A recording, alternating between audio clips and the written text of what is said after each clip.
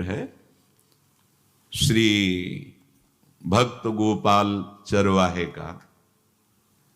पहले ऐसा हुआ करता था कि सबकी गायें जैसे चराए तो सब लोग अन्न आदि जो है उसके घर भिजवा देते थे और गायें छोड़ देते थे। वो ग्वाला ही कहा जाता था। सैकड़ों लोगों की गाय चराता था और उसके घर में अन्न आदि जो आवश्यक सामग्री है भिजवा दी जाती थी। ना तो एक अक्षर वो पढ़ा लिखा था और ना कभी उसने भगवान का नाम या कोई चर्चा सुनी थी। उसके कोई परमार्थ से संबंध ही नहीं था। बस गाय चराते थे, जंगल में रहते थे, पत्नी भोजन पहुंचा देती थी और परिवार चलाने के लिए गांव के लोग दे देते थे अन्न, क्योंकि सबकी गाय चराते थे। ना तो उसको किसी धर्म का ज्ञान था, ना किसी साधना का ज्ञान था। एक दिन देखा जंगल से एक मंडली जा रही संतों के। ओ श्री राम जय राम जय जय राम, श्री राम जय राम, ऐसे कीर्तन। संत जन पहले मंडली बना के चलते थे तो नाम कीर्तन पद कीर्तन ऐसे। उसको बड़ा आनंद आया। उसको लगा कि इतने झूम झूम कर संत जन गा रहे हैं, किसी से बात नहीं की, पकड़ लिया। अब पूरा तो नहीं, बस उतना राम राम राम राम ऐसे करने लगा। देखो कई बार कहा है यदि आप बिना गुरु मंत्र के भी नाम जप करेंगे तो नाम जप आपको गुरु तक पहुंचा देगा, क्योंकि गुरु प्रदत्त नाम भगवत साक्षात्कार कराता है। 50 वर्ष की अवस्था लगभग हो गई थी। कभी कोई तीर्थ याटन, धर्म कार्य, शास्त्र स्वाध्याय, सत्संग कुछ नहीं। देखो कृपा, विश्वास। अब वो अलौकिक ढंग से नाम में मिठास लगने लगी उसको, तो जोर जोर से कभी कभी नाच पड़ता, चरवाहा है ना, गाता। तो और जो लोग थे उसका उपहास करते, अरे नरक में भी ठौर नहीं मिलेगी, जिंदगी में कुछ पुण्य नहीं किया। ये ऐसे लोग बहुत उपहास करने वाले, ऐसे करने से क्या मिलेगा, नाम से कुछ हो जाएगा। उसने कहा हमने तो कभी सोचा ही नहीं कि कुछ होगा, हम तो ऐसे ही गा रहे।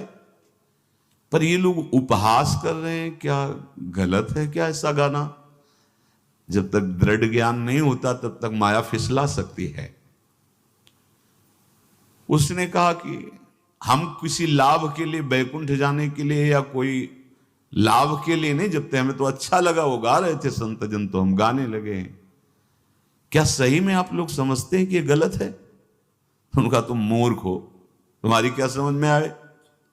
और उपहास करते उसका। उसके मन में एक बात आई, कोई ये प्रमाण दे दे मुझे कि ये जो मैं संतों के मुख से सुना नाम, ये परम सत्य है, ये परम सुखकारी है, और इससे क्या वैकुंठ मिल जाएगा? कोई तो मिले मुझे। और जब किसी के हृदय में ऐसी आकांक्षा होती है तो वही मिल जाते हैं जो सबके हृदय की जानते हैं। एक दिन उसने देखा जब लोग दिल्ली की हंसी मजाक कर रहे थे, उसी समय एक लंगोटी पहने हुए, हाथ में कमंडल और दंड धारण किए हुए कोई वीतराग परमहंस दौड़ा, चरणों में गिर गया। महाराज महाराज, बस एक बात आप बता दीजिए, जो हम राम राम कह रहे हैं, ये लोग उपहास करते हैं, क्या इससे हमारा कल्याण हो जाएगा, वैकुंठ मिल जाएगा? तो उन्होंने कहा बेटा ये बहुत मंगल में भगवान का नाम है, पर हमें लगता है कि तुम्हें गुरुदेव की आवश्यकता है। यदि तुम गुरु कृपा पात्र बन जाओ तो इन उपहास करने वालों की बातें तुम्हारे मन में नहीं लगेंगी और निश्चित तुम्हें भगवत साक्षात्कार हो जाएगा। तुम्हें पैर पकड़ लिया और कहा महाराज आप ही गुरु बन जाओ ना हमारे, आप ही हमें मंत्र दे दो। तो उन्होंने कहा हम तो तीर्थ यात्रा में हैं, ऐसा हम नहीं कर सकते, पर यदि तुम भगवान से प्रार्थना करोगे तो तुम्हारे कल्याण के लिए सदगुरु प्राप्त हो जाएगा। इसलिए जैसे कोई पूछते हैं किसको सदगुरु बनाऊं, तुम कहते किसी को नहीं, पहले भगवान को मानो, श्री हरि को, जगत गुरु श्री कृष्ण को, फिर उनसे प्रार्थना करो कि यदि आप आवश्यक समझते हो कि सदगुरु के रूप में आप आकर के हमारा कल्याण करेंगे तो मुझे पहुंचा दो, या आप स्वयं आ जाओ, मैं नहीं खोज कर पाऊंगा, मेरी वो दृष्टि नहीं है कि मैं किसी महापुरुष को पहचान सकूं। मैं तुमसे सत्य कहता हूं, सदगुरु की जो शरण में हो गया तो उसके जीवन नौका की डांट सदगुरु अपने हाथ में ले लेते हैं। फिर उसको कोई भय, कोई उपहास, कोई लज्जा नहीं सताती। वो सुख पूर्वक इस दुखद अपार संसार समुद्र से पार हो जाता है। पर बेटा, तेरे ऊपर भगवान की बड़ी कृपा है, क्योंकि तू संतों को मानता है। तू मेरी बात पर विश्वास कर ले, अंदर से तू एकांत में रो, तुझे सदगुरु मिल जाएंगे। अब ऐसा कहकर वो अपने राह में चले तीर्थ यात्रा के लिए। अब वो खोजता, एकांत में बैठकर देखता, कभी कभी वो पेड़ पे चढ़ जाता कि कोई संत तो नहीं आ रहे हैं। अब उसके लिए वहां भोजन पहुंच जाता, पाता, गाय देखता और बस खोज करता कि सदगुरु आ जाए, सदगुरु आ जाए। बहुत समय व्यतीत हुआ, पर उसका विश्वास नहीं टूटा कि संत ने कहा था कि तुम भावना करो कि सदगुरु आ जाएंगे। भगवान सदगुरु बन करके आ गए, वही है सदगुरु। देखा सामने से बड़े तेजस्वी महात्मा बड़े तीव्र गति से आ रहे हैं। वो दौड़ा, गुरुदेव गुरुदेव, चरणों में लौट गया। चरणों में जे ही गिरा तो एक बिजली सी दौड़ी उसके हृदय में। अब बात बन गई, गुरु मिल गए। वो खड़े हो गए, देखते ही सात्विक भाव उत्पन्न हो रहा है, आंसू निकलने लगे। देखते ही मन में आया कि जो संत कह रहे थे सदगुरु मिल जाएंगे, यही हमारे सदगुरु हैं। हृदय में उत्साह, आतुर आवाज, प्रभु मुझे भवसागर से पार करने वाला गुरु मंत्र दे दो। ऐसे थोड़ी दीक्षा दी जाती कि गली चलते दी जाए, दूंगा। जा पहले स्नान करके आ, फिर एकांत स्थान में बैठेंगे, फिर तेरे को उपदेश देंगे। बोला महाराज, मैं जंगली आदमी हूं, गाय चराता हूं, हमारा घर बार से कोई आना जाना नहीं, यही भोजन आ जाता है। संत ने कहा अच्छा स्नान करो। स्नान करके आए, एक पेड़ के नीचे, भाई मैं तुझे कुछ नियम दूंगा, कुछ शर्त। तो अब महाराज गंवार आदमी है, ना हम आपका कोई नियम पालन कर पाएंगे, ना कोई व्रत पालन कर पाएंगे, ना कोई साधना कर पाएंगे। आप देख लो हमारी हालत, 50 साल का हूं, पढ़ा लिखा बिल्कुल नहीं, कोई धर्म कर्म नहीं जानता, गाय चराता हूं। मुझसे बहुत बातें नहीं सदेंगी, अगर एक कोई बात बता दो तो प्रण करता हूं जिंदगी में प्राण त्याग सकता हूं, पर एक बात, कोई एक नियम कोई दे दो। हमें बहुत नियम तो नहीं समझ में आएंगे, एक कोई बात बता दो कि ऐसा कर लेना और मंत्र जपना, तो हम प्राण त्याग सकते, पर आपकी आज्ञा उल्लंघन, पर बहुत हम बातें नहीं मान पाएंगे क्योंकि हमारे इतना ज्ञान नहीं है। गोपाल के वचन सुन करके बहुत प्रसन्न हुए संत भगवान। एक नियम तुझे देता हूं, हमारे आराध्य देव श्री कृष्ण हैं, गोविंद हैं। आज से तुम्हारे आराध्य देव गोविंद हुए, हाँ श्री कृष्ण हुए।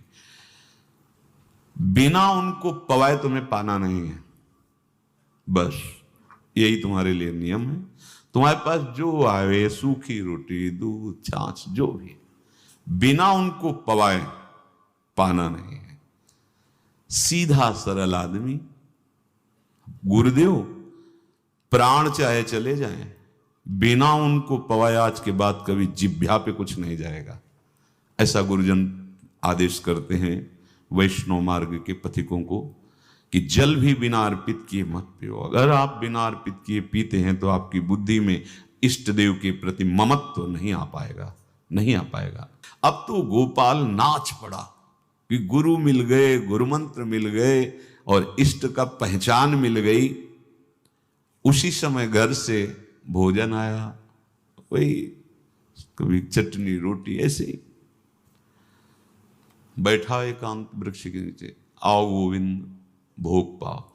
अब गोपाल विचार में लगा कि आ तो रहे हैं ही नहीं, और गुरुजी ने कहा बिना पवाए पाना नहीं। पूरा दिन व्यतीत हो गया। गुरुजी कह रहे थे घट घट में विराजमान भगवान है तो कहीं से भी प्रकट हो सकते हैं, तो अंदर मंत्र जपता हो, कहता आओ भगवान पाओ आके, नहीं आए।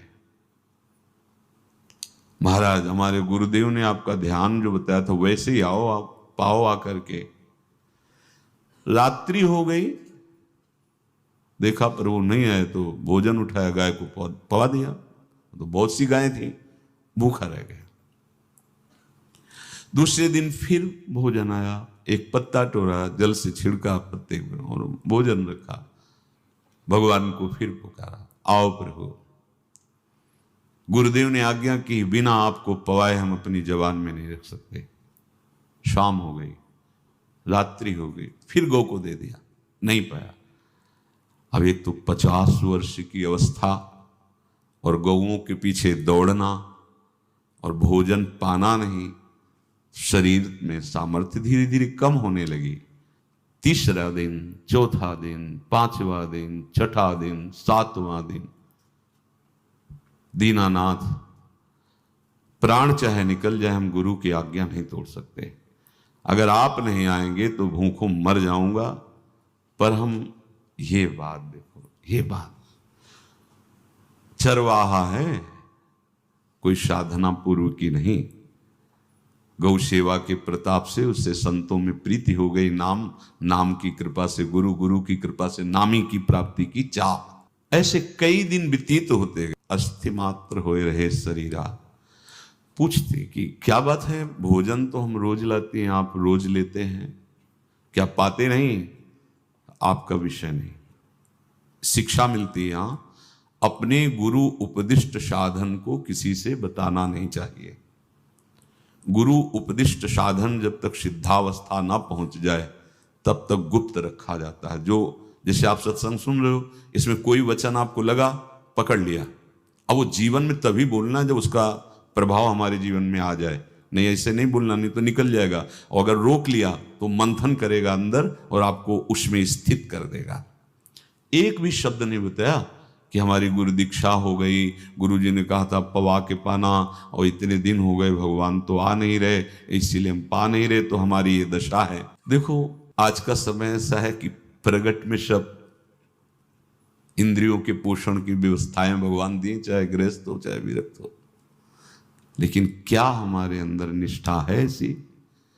सबरी जी जब उनके गुरुदेव पधारने लगे तो चरणों में रो के गिरे कि प्रभु इस पूरे विश्व में मुझ अधम को सिर्फ आप ही प्यार करने वाले, आप ही ने दुलार करके मुझे रखा, नहीं सब जगह ठोकर मिलती, कोई भी संत महात्मा हमारी तरफ देखना नहीं चाहते, और प्रभु आप जा रहे हो, अब कैसे जीवन? जानते हो क्या कहा? हम तो भजन के प्रभाव से भगवान के धाम जा रहे हैं बेटा, भगवान स्वयं चलकर तुम्हारे पास आएंगे। सबरी जी बहुत वर्षों तक कभी गुरु के वचनों पर अविश्वास नहीं हुआ, क्यों कहते थे भगवान आएंगे, रोज पावड़े डालती हूँ, सोहनी लगा के जल छिड़कती हूँ, रोज लगता है फुसला तो नहीं दिया गुरु जी ने? नहीं, गुरु के वचन भगवान आएंगे। शायद ऐसा वर्णन की शास्त्र हजार वर्ष सोचो जरा, और भगवान आए और सबरी को निहाल किया। ऐसे हो गुरुदेव ने कहा है भगवान आएंगे, जब तक वो ना पाएंगे तब तक हमने कहा है कि और उनका उद्देश्य अलग था कहने का कि आप भगवान को भोग लगा के पाइएगा और भजन कीजिएगा तो मंत्र के प्रभाव से तुम्हारे मानस पटल पर भगवान दिखने लगेंगे। ऐसा होता है, पर वो सीधा आदमी सीधा समझा, जब तक भगवान नहीं पाएंगे तब तक हमें नहीं पाना। 18 दिन बीत गए, कुछ ना खाना न पीना। गोविंद भी देखते हैं, बाल भक्त ओम प्रकाश जी महाराज यही अपने चामुंडा के पास से उधर, बहुत नामनिष्ठ महात्मा, बाल भक्तों में बहुत ही मानो प्रहलाद जी ही हैं। जैसे प्रहलाद जी नामनिष्ठ भगवान निष्ठ, घट घट में भगवान को देखने वाले, ऐसे श्री ओम प्रकाश जी बाल भक्त। बड़े बड़े महापुरुष गए, हरि बाबा, उड़िया बाबा, सब बस वो यही कहते कि ये श्री कृष्ण का आदेश है। फिर शायद 50 के भी ऊपर दिन गए थे, ऐसे 70 दिन तक उस महापुरुष ने कुछ नहीं खाया, सशरीर अंतर्ध्यान हुए। आज समाधि उनकी बनी। हे, जब महत्व भगवान का जग जाता है तो शरीर का महत्व नहीं। अच्छा, प्राणनाथ जब प्राणों का पोषण कर रहे हैं तो अन्न में भी तो प्राणनाथ की ही दी हुई शक्ति है, तो बिना अन्न के भी उनका पोषण हो रहा है। पर ये भागवती का आदेश से, मनमानी करने से नहीं। मनमानी करने में फिर मार्ग रुक जाएगा। भगवान आदेश करते हैं अपनी वाणी से, युक्ताहार विहार से, उचित आहार विहार, वो तो भगवद आदेश होता है। 18 दिन बीत गए। 19वें दिन जब भोजन आया तो पेट के आते सब सिकुड़ गई थी। वैसे ही 50 वर्ष के थे, आंखें धस गई थी, उठने की ताकत नहीं। पत्नी ने फिर कहा कि आप कुछ तो बताइए कि क्या आपको कोई रोग हो रहा है, आप भोजन नहीं पा रहे, मैं रुक जाऊं यहीं आपकी सेवा के लिए या आप घर चलिए। कोई उत्तर नहीं, आप जाइए, हम ठीक हैं। ऐसा फिर धीरे से पत्ता लाए, छिड़का, भगवान आओ, पाओ आकर के। शाम हो गई, फिर गाय को दे दिया। विचार कर लिया कि अब मरना ही है, मुझ जैसे अधम के पास भगवान तो आएंगे नहीं, वो तो भगवान है। पर मैं अपने गुरु के वचन नहीं तोड़ सकता, मर चाहे जाऊं। 27 दिन व्यतीत हो गए, एक कवल भी अन्न नहीं पाया। न चलने की शक्ति थी, न पत्ता लाने की शक्ति थी, न जल छिड़कने की शक्ति थी। जिस पात्र में भोजन लाई थी, लेटे ही लेटे खोला और कहा, प्रभु मुझे पता है वह आप इस शरीर से नहीं मिलोगे, पर आप जान लो मैं अपने गुरु की आज्ञा का उल्लंघन नहीं करूं। ये मतलब जितने महान हुए हैं सब निष्ठाओं में निष्ठावान हुए हैं, अपने लोग फिसड्डी हैं। जरा सा कोई दुख, जरा सा कोई सुख, फिसल जाते हैं। प्राण अनंत जन्मों की बिगड़ी 27 दिन क्या होते हैं? क्या होते हैं 27 दिन? अनंत जन्मों का जमा कूड़ा करकट भगवान साफ कर रहे हैं। ये जो तन्मयता, गुरु निष्ठा, जो प्राण भूख से व्याकुल, सब भस्म हो रहे हैं पाप अनंत जन्मों के। अनंत जन्मों, जैसे हम सोचे कि भगवान इतने निर्दयी कैसे हैं? नहीं निर्दयी, आत्मा को कुछ फर्क नहीं पड़ता। और शरीर ने जो किए हैं जन्म जन्मांतरों के, वो निष्ठा के कारण दुख नहीं पहुंचेगा। निष्ठावान को दुख नहीं पहुंचता, वो आपको दिखाई देगा दूर से, उसको दुख नहीं पहुंचता, क्योंकि निष्ठा का कवच है, वो कभी कोई भेद नहीं सकता। किसी भी माया के यंत्र में ताकत नहीं कि निष्ठा को भेद सके, उसी को निष्ठा कहते हैं, नहीं भेद पाए। 27वां दिन है। पति की दशा देख करके कहा, स्वामी अब तो आप कहोगे भी तो मैं नहीं जाऊंगी, अब आपकी दशा, इशारे से कहा आज भर चली जा, क्योंकि उसको लग रहा था आज प्राण निकल जाएंगे। आज भर चली जा, फिर कल से जैसी तेरी आज चली जा। इशारे से, बोलने की भी सामर्थ्य नहीं थी। गोपाल के आंसुओं की धारा चल रही, पड़े पड़े धीरे से खोला जो भोग है, और अंतस्थल, आज बोल भी नहीं पा रहे, अंतस्थल से कह रहे, प्रभु अब चाहे आके पालो या लिवा जाके पवा देना, देख लो आप, आखिरी है, आके पालो या लिवा जाना और अपने यहां पवाना, क्योंकि हमारे यहां तो पाए नहीं आप। बड़े प्रेम से अंदर से आवाज आई, गोपाल। आंख खुली, क्योंकि बोलने की हिम्मत ने, ये अंदर से प्रार्थना की थी, गोपाल वो अमृतमय। गुरुदेव ने कहा था कि उनकी वाणी से अमृत बरसता है। एकदम आंख खुला, देखा वही पीतांबर, वैसे ही मोर मुकुट, वही मुरली, वही करधनी, वैसे ही नूपुर, वैसे ललित त्रिभंगी। गुरुदेव ने जैसा वर्णन किया था वैसा ही सुंदर रूप गोपाल के सामने।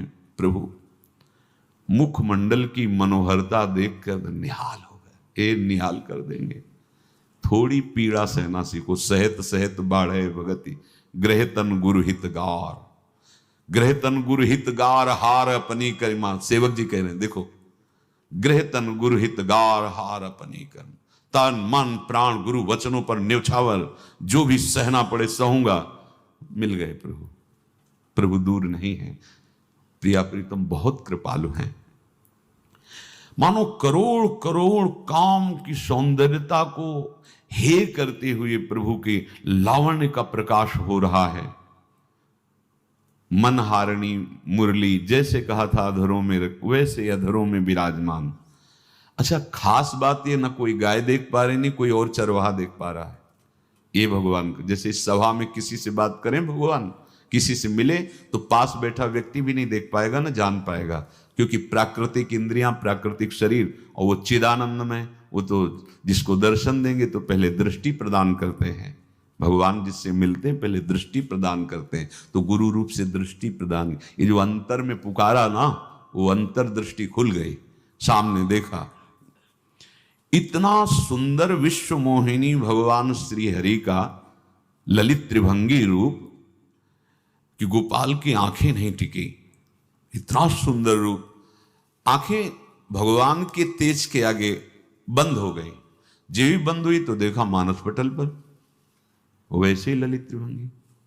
फिर खोला, देखा सामने भगवान मुस्कुराए, सामर्थ्य प्रदान की। देखो अर्जुन के साथ ही तो खेलते भगवान सखा भाव से, रथाक रहे हैं, लेकिन भगवान का विराट स्वरूप देखने की सामर्थ्य अर्जुन में थी क्या? दिव्य दृष्टि प्रदान की।